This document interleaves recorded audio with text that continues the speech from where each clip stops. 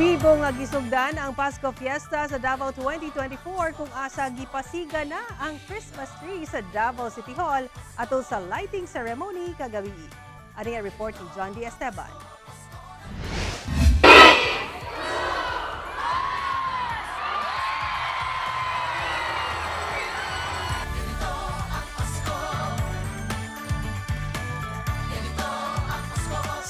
Ang hayag nga Christmas tree ato sa lighting ceremony sa Pasko Fiesta 2024 sa Davao City, Huwebes sa gabi.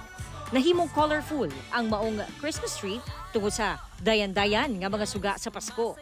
Giadornohan sab kini og mga dagkong regalo ug Christmas balls.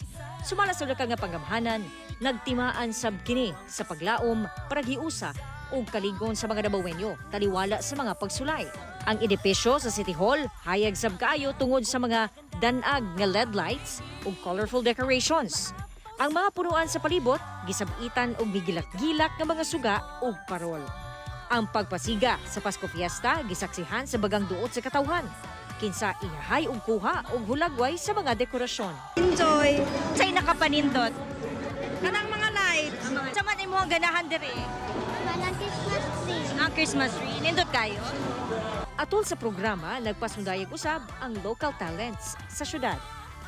Sumala sa LGU, pinaagi ni ini mabati sa katawhan ang kapaskuhan, labi na gayod sa mga bata. Merry Christmas!